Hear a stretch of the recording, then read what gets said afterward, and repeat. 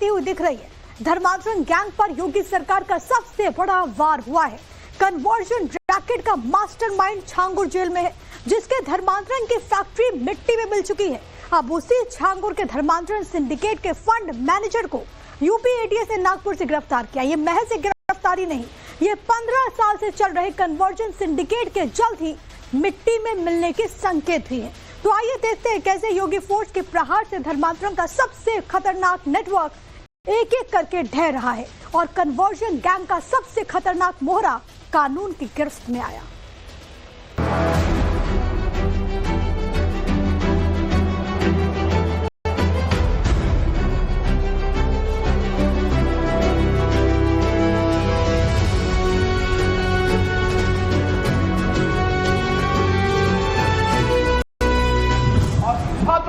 जो लोग इस प्रकार की गतिविधियों में लिप्त हैं, वे भी कान खोल करके सुन लें। देर सवेर छांगुर जैसे हाल तो उनके भी होने ही हैं। कस्बाए हिंद की कल्पना करना भी और उसका सपना देखना भी जहन्नुम में जाने का टिकट का रास्ता पैदा कर देगा।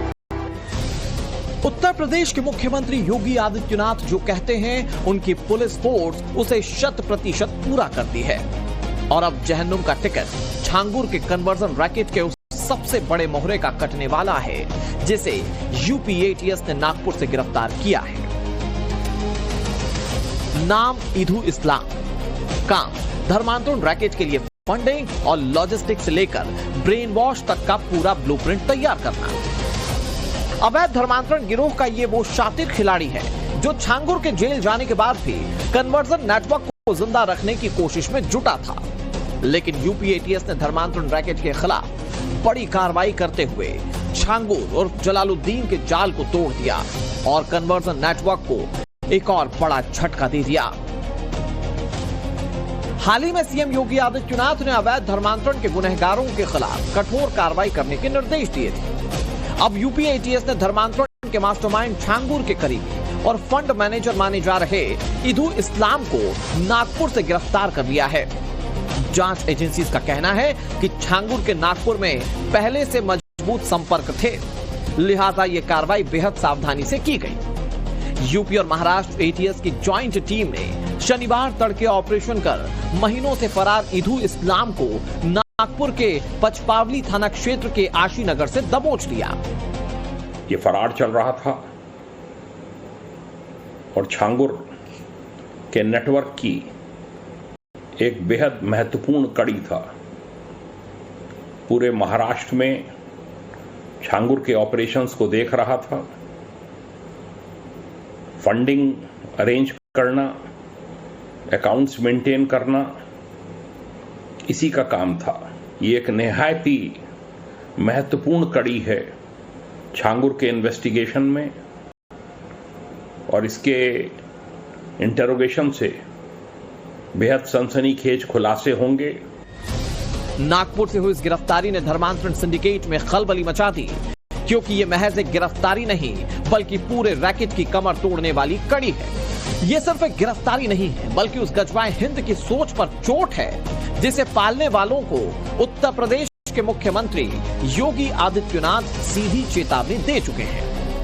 अगर किसी को जहन्नुम में जाना हो तो गजवाए हिंद के नाम पर अराजकता पैदा करने का कुत्सित प्रयास करें और छद्म रूप में जो लोग इस प्रकार की गतिविधियों में लिप्त हैं, वे भी कान खोल करके सुन लें। देर सवेर छांगुर जैसे हाल तो उनके भी होने ही हैं। सीएम योगी आदित्यनाथ की ये चेतावनी उत्तर प्रदेश पुलिस फोर्स के फॉरवर्ड एक्शन प्लान का ऐलान था। कन्वर्जन पर सीएम योगी आदित्यनाथ का जीरो टॉलरेंस का मैसेज क्लियर कट था, जिसका नतीजा छांगुर के सबसे भरोसेमंद इधू इस्लाम का गिरफ्त में आना है। जांच एजेंसीज के मुताबिक इधू इस्लाम धर्मांतरण नेटवर्क की फंडिंग और लॉजिस्टिक संभालने में अहम भूमिका निभा रहा था। एटीएस के मुताबिक इधू इस्लाम भारत प्रतिकार सेवा संघ नाम का संगठन चलाता है। इसने छांगुर को अवध क्षेत्र का अध्यक्ष बना रखा था और छांगुर को धर्मांतरण रैकेट चलाने में मदद करता था। छांगुर के रैकेट के लिए फंड मुहैया कराने से लेकर इधू कई और काम देखता था। यानी धर्मांतरण का पूरा रैकेट एक सिस्टम की तरह ऑपरेट किया जा रहा था। जांच एजेंसियों के मुताबिक ईदुल इस्लाम सिर्फ एक मोहरा नहीं था, बल्कि एक तरह से पूरे कन्वर्जन नेटवर्क का फाइनेंशियल ब्रेन था। अवैध धर्मांतरण के सिंडिकेट के लिए फंडिंग की पूरी प्लानिंग और मनी फ्लो का मैनेजमेंट, इसके साथ ही लॉजिस्टिक का इंतजाम और स्लीपर सेल के जरिए कन्वर्जन से जुड़ी हर जरूरत को पूरा करना, सब कुछ इसी के इशारों पर चला करता था। लंबे समय से फरार ईदुल इस्लाम के खिलाफ उत्तर प्रदेश में गंभीर धाराओं के तहत केस दर्ज थे। एनआईए लखनऊ कोर्ट ने इसके खिलाफ गैर जमानती वारंट जारी किया है। इसकी तलाश में लगातार दबिश दी जा रही थी, लेकिन वो लगातार मोबाइल बदलता रहा, ठिकाने बदलता रहा और कानून से एक कदम आगे चलता रहा। एक तरह से एटीएस के लिए वो एक चलती फिरती परछाई बन गया था, लेकिन आखिरकार उस पर शिकंजा कस चुका है। पिछले साल यूपी एटीएस ने कई शहरों से छांगुर के कन्वर्जन गैंग से जुड़े लोगों को पकड़ा था। तब जांच के दौरान छांगुर के कन्वर्जन गैंग के फुटप्रिंट कम से कम 6 राज्यों से मिले थे।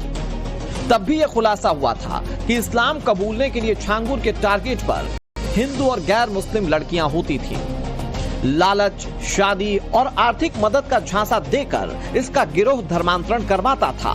धर्म परिवर्तन के लिए हर जाति के लड़कियों का रेट उसने फिक्स कर रखा था।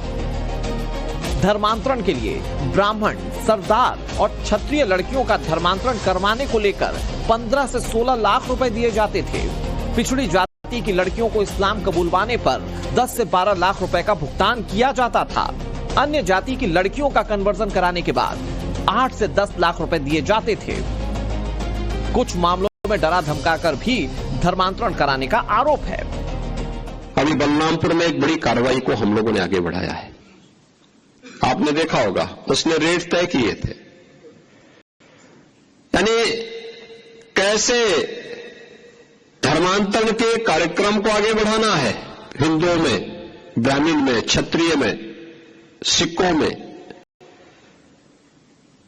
अन्य ओबीसी जातियों में, अनुसूचित जाति जनजाति के लोगों को कैसे धर्मांतरित करना, सबके रेट उसने तय किए हुए थे।